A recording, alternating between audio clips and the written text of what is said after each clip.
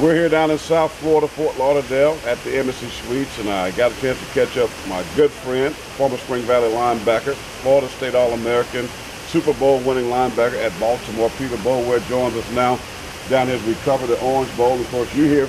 People about, why are you here? You're a Seminole, right? But you're here because you're getting inducted to the Hall of Fame for the Orange Bowl. That's got to be a great accomplishment. Yeah, it is. I'm just so proud of it. As I said in the meeting today, I wish I could take credit for myself. I know I can't. There's a lot of people that helped me get there.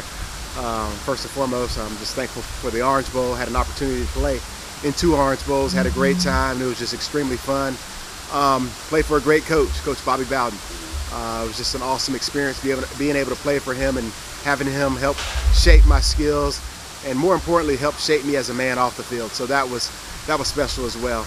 And my parents, who live back in Columbia, South Carolina, just had great parents who helped me get here and just helped me become the person that I am and develop a work ethic in me. So I give a lot of credit to my parents. And then lastly, just playing with a great team in Florida State University, and playing with a bunch of All-Americans and great players. All that helped me to get to this point. And so exciting experience for me. I'm so thankful for all the people that played a role in my life to help me get here. Now, 2 South Carolina athletes are going to be inducted into the Hall of Fame. Of course, Terry Kennard, who played at Clemson and the New York Giants. And were you shocked? I mean, was this a shocking phone call that, hey, I'm going to be inducted to the Orange Bowl Hall of Fame?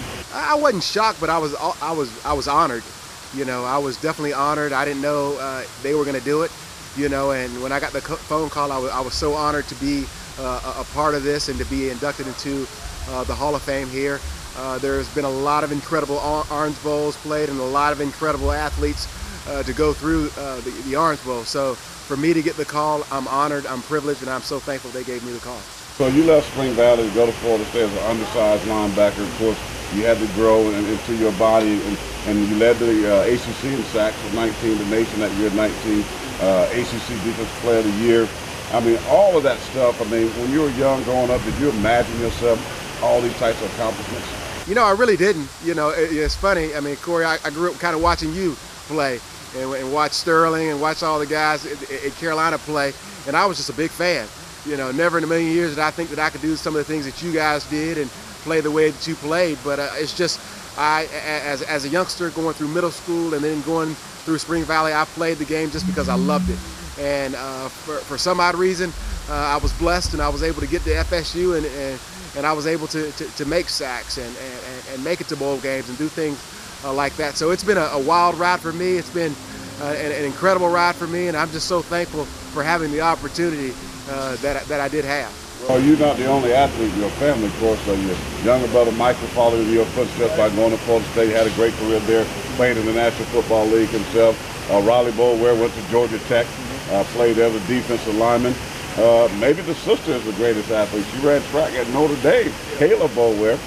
So you came from a family of great athletes. Yeah, I did, and that I think that helped me out a lot. I tell this story all the time, but as you said, all my other brothers and sisters played major division college football. All Michael played in the NFL, and my thought was, Lord, just don't make me be the weakest link. Don't make me be the one that fails and stops the chain. And so, again, credit back to our parents. They instilled a work ethic in us, and they made sure that we did the right things. And being able to follow an example like my brother and Raleigh, and then my sister Kayla, and just being able to see the work that it took to get to that level, the work that you have to do in the classroom, the preparation, all that definitely played a role in to help me get into where I got. Well, I can't let you go without asking you about, you mentioned Florida State, of course, that's your alma mater. They're playing for a big one themselves here in a few days, the national championship game. Jimbo Fisher taking over for that legendary coach, Bobby Bowden, now got that program back to the top. Your thoughts on this Florida State team? Just blew people away all season long, blew Clemson away. They have had easy games up to this point. Now they face an Auburn team that some people say they're there in this game because of fate. I mean, they big win over Georgia, 4th and long, they make a big play. Alabama tries a long field goal, they run it back for a touchdown. But the fact is they're here. What's your assessment on Florida State this national championship game? Well, let me just say this, and I've said it all year.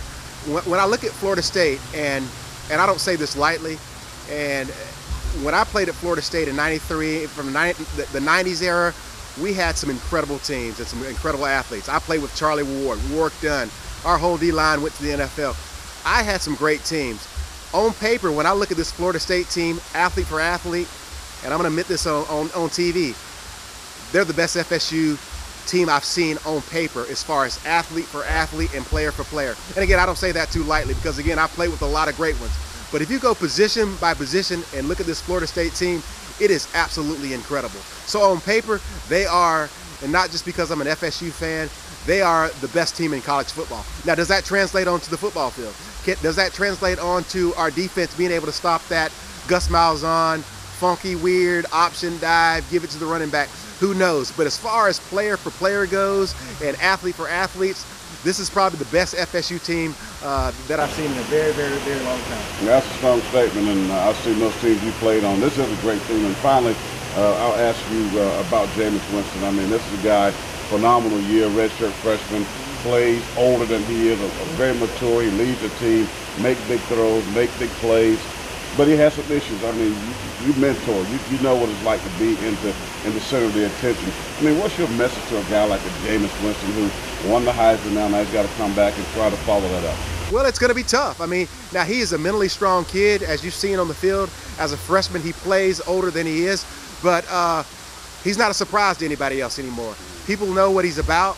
Defenses know what he can do, so they're not going to bring a B game to him. He's going to get everyone's best every game. And my advice to him is to prepare every week with everything that you have. It's going to take a lot of film work, a lot of preparation. First of all, to be a good football player. Then off the field, you're going to have interviews, winning the Heisman. You're going to be traveling across the country, doing speaking engagements. So yes, you have to be a good football player, but you have to be someone that manages your time. And so he's going to have to be someone that really gets around good people, gets around people that can help manage his time. And again, the kid has shown that he can handle the hype, he can handle it, and I think he's going to do a good job on January 6th, and hopefully he'll bring a national championship, third national championship to FSU.